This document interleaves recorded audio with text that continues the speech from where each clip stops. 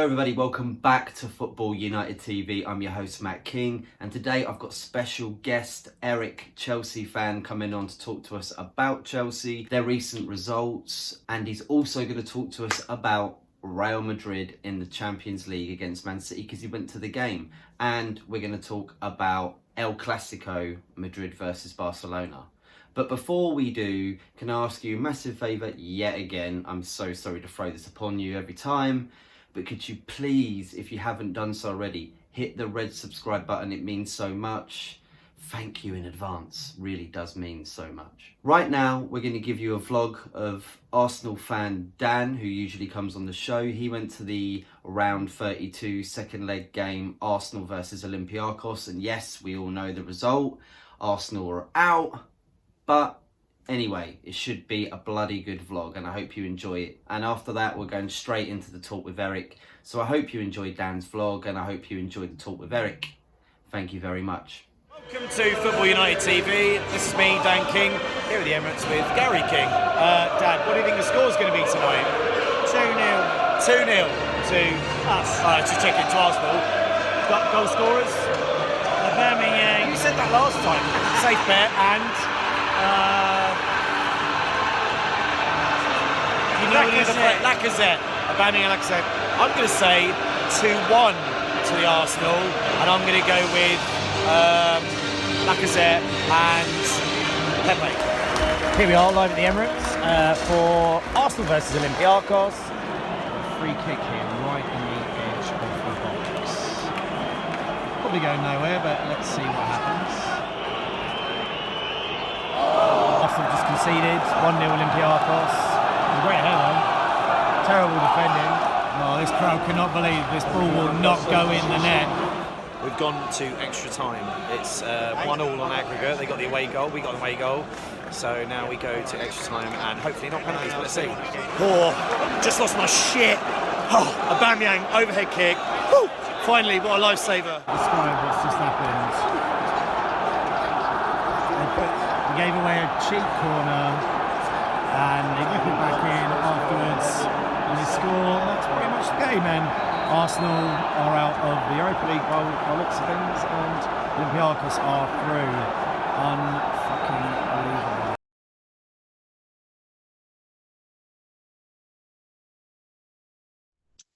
Hello Eric, welcome back to Football United TV, mate. How you doing? I'm doing good. Always a pleasure, Matt. Pleasure to have me on. Thanks again for bringing me on. Yeah, no worries. Glad to have you on. It's been a little while. Lots of things going on. Yeah, a lot. And you've recently just been to a Champions League game. Is that correct? Yes. I was at. I got the lucky opportunity to go to Real Madrid versus Manchester City. What did you make of that? That must have been amazing to go and watch that. It was a spectacle. I mean, the Real Madrid fans, it was a full house. Fans were going crazy. Great home atmosphere. In fact, one of the better atmospheres that I've seen in recent times for Real Madrid. I mean, it looked like the fans were really out there, and it was a proper, like, they were giving their team a good backing. Some of these games, have been a little bit dry. I mean, the stadium has I think it was at its lowest attendance rate in like over a decade last year, and so it's good to see that they're rejuvenating and they're backing their team still and still going forward. But atmosphere was amazing. Result wasn't necessarily what they wanted though, and that's another story. I mean, they went up 1-0, of course. So at first it seemed like they got off on the right foot. But Man City showed resilience to that, And to be honest, when I was watching it, I didn't think they'd be coming back. I thought, I just thought, this is it. Man City might be going out now. I think they've met their match. But, especially with what's been going on in the background with Man City about their ban and everything. And that they showed that they can beat the best in Europe, and this actually could be their year to win the Champions League and sort of shove it up to UEFA for banning them. What do you make of their performance? I somewhat agree with that statement. I think that it was an interesting game to start off with. I mean, Real Madrid went out with a very strong attack, but they also were missing Cruz, who was apparently supposed to, from what I've understood, he was supposed to be injured, I guess, prior to there, but it was actually Zidane had decided to leave him out just because it was a lineup thing versus actually doing that. And I think that would have been a big difference. From watching the game, it looked a bit more of a defensive display. It looked like Real Madrid were really going out and trying to defend against the City's strong counterattack. I mean, with the pace that they had with Mahrez on one side, and they had Jesus starting up as striker, which was interesting, with Sterling out. But De Bruyne was phenomenal. I mean, he every time seen him played, and now I got to see him play in person. He's like a walking video game. I mean, his passes first time incredible, and he gave a lot of problems to Real Madrid. Not necessarily just throughout the game. It wasn't necessarily just for those two goals or after those two goals. The whole game, he was kind of their fluid man and making sure all the passes that got through, because City had a few opportunities at the first half, and Courtois actually had a decent game. Surprisingly, he made a few big saves, and it probably could have been a little more. But overall, it had to do with the lineup. I mean, I think that Real Madrid were a bit too defensive and cautious, which cost them. City. Do you think you're saying about costing them? Do you think that the Ramos sending off cost them as well a little bit, maybe? Not as much as you would think, because it was already 2-1 at that point. So if anything, it was a 50-50 kind of decision that you have to make. You can either get the red card, or you can risk going down 3-1, which is kind of you can't really turn around in a tie now. I mean, because he won't be playing now, will he, in the next game? No, he won't be. So it's a risk kind of benefit, kind of give or take kind of thing. Yeah, take one for the team, exactly. And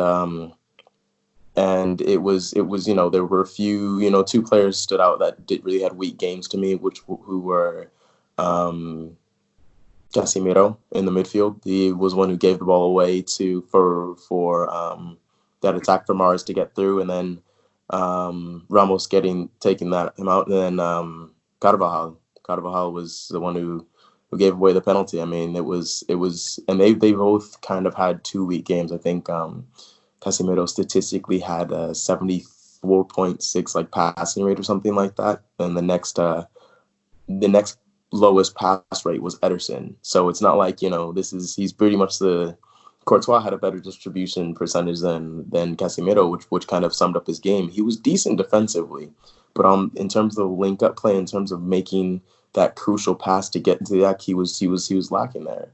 And Carvajal looked nervy on the ball just from the first whistle. I think he had a few giveaways in the first half off of pretty easy passes, and it was just one of those bad games. Both exceptional players, both extremely talented players, but just were off their mark that night.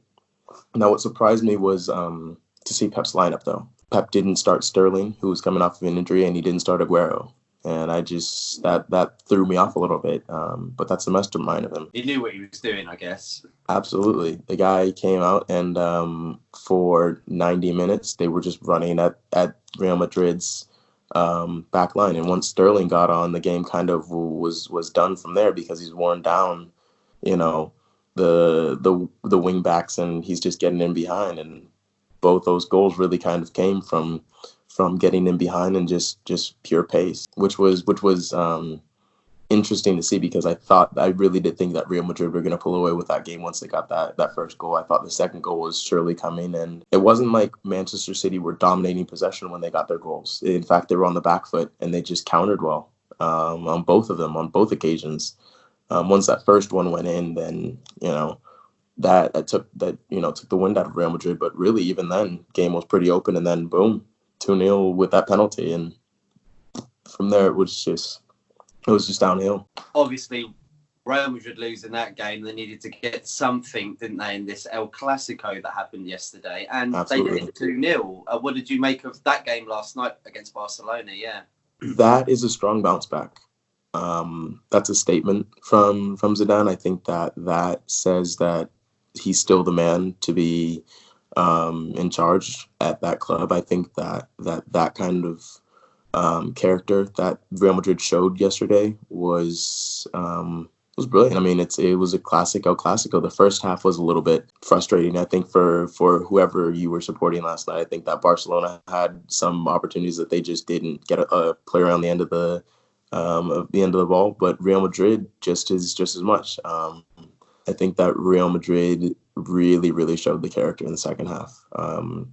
Vinicius, who was also excellent, who for me was my man of the match against Manchester City, because he was just running. He's been in excellent form lately. He's been running at the back line, controlling the ball. And even though he doesn't necessarily get that final ball through, you see the potential of him getting the reps in and just getting the practice in. And I think by next season, he'll really be a standout player for that squad. Him getting in behind and getting that goal was a prime example of just what he's capable of. I mean, he's a teenager. He's lighting it up. And then it was funny because I was with a lad of mine, old coach of mine. We were watching the bar for when Mariano came on. I was just talking about how this kid, he's got a lot of potential, just never really broke through on the team, and who knows, maybe this is the moment for him to. I mean, just walks in and 30 seconds into your Clasico debut, you put one in. That's big time, and that takes some character, and that takes some real class there. And Real Madrid need it, don't they? Because I mean, they're obviously a Galactico sort of side, aren't they? They buy a lot of decent players from other clubs, and absolutely don't always use their youth. And it's nice to see that someone from the academy is at least bagging a goal at that age, Absolutely. And I think that the biggest thing, and Cristiano, I guess, came in, and he was at the game last night, and I guess he had come into the locker room at halftime and just motivated the players. And when you have that kind of morale and you have those kind of players, because it hasn't been the same Clasico, it hasn't been the same Real Madrid side. Since his departure, it's just not been the same team. And even for I just read a stat before this for Messi. It's not the same for him either. Since Cristiano has left Real Madrid, Messi hasn't scored in a Clasico, nor an assist. It's just not the same kind of competition. I don't think he's taking it as seriously as most people are. I think that he knows that he's on the decline. I think that he's had a great career, but I don't think he's trying to make that Clasico statement like it was before. He put out that message, didn't he, to David Beckham about hopefully I can come and play for Inter Miami. Did you see that? Yeah. And maybe he's wanting to get out now. Maybe he's just fed up of it now. He's had his time in La Liga, and he just wants. And with the whole the whole pecking order at Barca, with he's going up against the board and everything like that. I think that he's just about done. I think that and playing at Inter Miami, Neymar's obviously going there. Apparently Suarez is going to fall. I mean, it's going to be a team. It's going to be a super MLS team, and it'll be interesting. It'll be really interesting to see what unfolds in these next few years, especially with Messi looking like he's bowing out gracefully. I mean, look at what he's done historically. Him and Cristiano just threw up the best numbers in La Liga, and both all-time top goal scorers. And in my opinion, these are the two greatest players that have played the game. And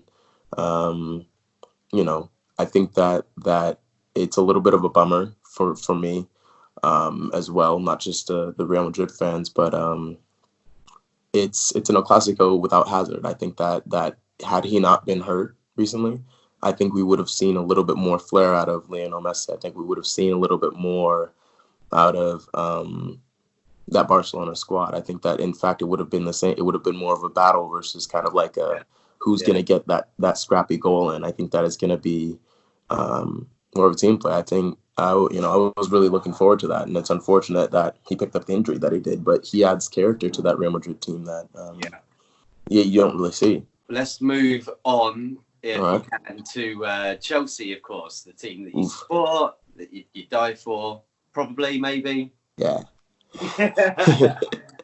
Some people die hard, some people not, which is always cool. I don't know if I'd die for Man United, but I mean, I wouldn't die for Chelsea, but it's you know, it's some people like, yeah. we're you know we're pretty big supporters for Yeah. the squad. So what do But you? yeah. So when should we start? The Tottenham game. Let's start good, and then let's go into Champions League. Yeah. You beat them. How did you feel about that? Excellent. I mean, to topple Mourinho 2 times in a season for Lampard must be. I know he's definitely taken that, like, you know, and wearing that as a badge on his shoulder, because you know, you're going up against your former. You know, it's the master versus apprentice, and the apprentice kind of comes out on top, and it was exciting. It was an exciting game. You know, I think that we played it to him. I mean, we stuck it to him from the first minute to the last. Mind you, Tottenham's going through, you know, reconstruction kind of thing. I think that they're really going through a huge injury problem as well. Yeah, exactly. Son is out. Exactly. Kane, Son. I think it's a different game if those 2 players are back into it. And luckily, we had the morale to step into that game and really take the 3 points. It wasn't like it was one of those games where it was a tough battle. No, Tottenham were having an off day, and we pounced on them. And that was something that I didn't necessarily think was going to happen, especially with the upcoming fixtures. I think that we were going to play a little bit more reserved and a little bit more defensively, but we stuck it to them. And I was surprised with that. And I think that, you know, it was a great tactic for Lampard to go in to and use that. But it was a little harsh going to United and then going straight into Bayern after that, because, you know, we gassed out. It was very apparent that we just gassed out after that. It's a young squad, and, you know, it was hard.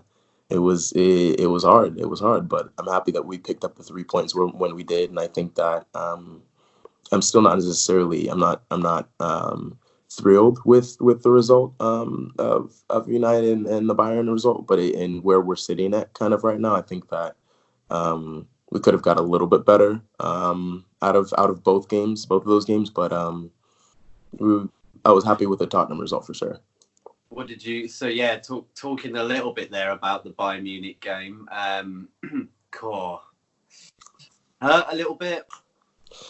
Yeah, that was just not getting an even one goal. Like, and that was. You've got to go to the Allianz Stadium now, and you're just 3-0 down on aggregate. But then, you know, you look at teams that have done that before. It's happened plenty of times. But what do you make of going to the second leg? I mean, you know, I think what Lampard's going to tell players is just go for it. I mean, you know, we were in the same position. I remember the year that we won the Champions League against Napoli. Napoli beat us 3-0, I think, at the Bridge, and then we went to Napoli's place and we beat them 4-1, and you know, it's games like that you know, it's obviously a big Bayern Munich squad. I'm, you know, kind of crossing my fingers and hoping that, you know, some miracle happens, but I don't think the result necessarily reflected the game. I think most of that game was really it was an open game, and 3-0. Weren't they, by Bayern Munich? They just capitalizing on their opportunities, and we were poor on the defensive end. I think that second goal, I think Rudiger got across to that one. I think the first goal was a little bit lucky how Azpilicueta slipped on that. I think that's a different kind of, you know, both of these goals came from things that, you know, one was a little bit unpredictable, and then the next one could have been dealt with. And that third goal, that's just pure pace. You can't really do much about that one. I mean, like, you're already worn down. You're down 2-0. You know, you're down a man. It's just kind of the inevitable. And so it took the wind out of us for sure. But going into this weekend's fixture, I think again, we just, you know, we're getting these results that don't reflect how we actually play. I think that we tend to be some of the more dominant side for a little bit of the game, or at least hold our ground, and then, you know, lack of air. It's, you know, I don't really see a lot of games this season that we've been really truly played from start to finish. But that's football. That's the game, and there's not much you can do about that. So you talking about the game, something that we possibly could do something about, V.A.R. Oof. Now you're a little bit annoyed about V.A.R. There's lots that happened yesterday with the Everton and Man United game, and over the weekend, pretty much nearly every single game had a problem with V.A.R. What's boiling you up inside about it? It's the consistency. I think that there's just it's not so much, I think that it's there for a reason. And it's there to make make those difficult decisions that you don't see in those split moments available to see. And if you can clearly see what has happened, and that what the rule you follow by the rule books, and you're not trying to curve it this way or that way, it's very apparent that a lot of these VAR decisions are just plain wrong. And it doesn't take much to really look at it that way. I mean, football's football. You're talking about 3 points versus 1 point, and come at the end of the season, that makes the biggest difference on who finishes where and where people are relegated or promoted kind of thing. It's a difficult it's a very frustrating year to see VAR, because it's I know it's early on, but some of these decisions, it doesn't take a rocket scientist to look at and say that's a red card, or that's a penalty, or that's a handball, or that's there's go on and so on and so forth. And even the commentators, I mean, these are the people in the gantry. It's just like they're the ones who are even saying some of this stuff is pretty obvious, and I think that for most of these viewers, it's a very obvious thing. I mean, do you think that they should just get the refs to just go and look at the screen on the touchline and let them at least make the decision? Because even without VAR, the ref's still going to make a decision, and we're still going to bring it up, aren't we? Like after the game, about it wasn't offside, but then he couldn't have seen it from his angle. Of course, and it's just it's one of those things where it's either you use it or you don't. You don't go in between. You don't go and say, wave it off. If there's a call that's even within question kind of thing, and you go and you check it. You go and you check it, and then you make the decision to say, yeah, that was this, or that was a foul. If you have enough people and enough back into it, and it's not very difficult, because that happened in the Chelsea, I think it was the Chelsea-Tottenham game, when who could have gotten a red card? Somebody stomped on Azpilicueta, and it should have been a red card. I mean, there was the Maguire on Batshuayi. There was and then to see it in the Champions League, to send Marcus Alonso off for literally bumping into a guy and just shoulder shrugging him off of him, and to give him a straight red card. It's like there's a consistency that is just, it's frustrating. It's very frustrating. And as a footballer, a fan, a supporter, like, you know what I mean? As somebody who's passionate about it and, watches the game the way they did, it's just like, it doesn't take much to really get these calls right. That's in my opinion. And, whether people are like, it goes in favor of our team, and you kind of just bat an eye kind of thing, you can, and that's football. But I do wish that the FA kind of looked into it a little bit more, and the Spanish FA, as well as the UEFA, the UEFA League Referees Association. I think that they really have to take a better look at analyzing some of these calls made. Agreed. So that's a thumbs down from you then. Yeah, thumbs down on VAR right now. But it could get better. There is absolutely. I think it's good that it's been put in place, because there have been some calls that have absolutely been made that would absolutely make a difference in the overall scheme of things. I think that it all depends on how consistent it really is. Because if it stays consistent and people actually make the right calls, I think these offside calls, you can't really complain. You can't.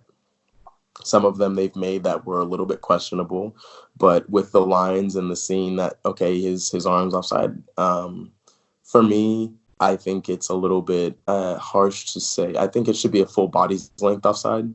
I think that when the ball is played, and if somebody's in stride taking off. I just, I think that's hard to just switch up in a league. I mean, we train in football to just wait till the ball is played and not so much a body length. So now you're going to have to change the training tactics in football to where now somebody's going to have to start behind. As a forward myself, it's a little bit frustrating to have to think about having to train that way. But that's V.A.R. That's the league. That's the game. That's how it is.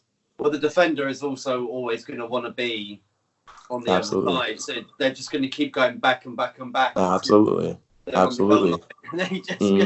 Exactly. And it'll be interesting. It'll be interesting. But I think that we'll let it play out and see where it goes in these next couple seasons. Hopefully they don't kind of go back on it, because you've already kind of taken that big step forward and implemented it. It's just a matter of getting a little more consistent and a little bit more better with the calls, with the way that they go about really looking at these calls that are up for discussion. Eric, thank you very much for joining us today. That was brilliant. No problem. And it's a pleasure to be here. Oh always. Man, always good to talk about football, isn't it? And Absolutely. I hope everybody enjoys watching it, because I like watching all other sorts of different fan opinions and stuff. It's nice to get the truth about it, because you can obviously just get some news channels telling you about stuff, and it's not always from the source that you want to hear it. It's always like sort of spoon-fed media stuff. Absolutely, yeah. All right, that's it. Thank you very much, mate, and have a pleasant week as well. You as well.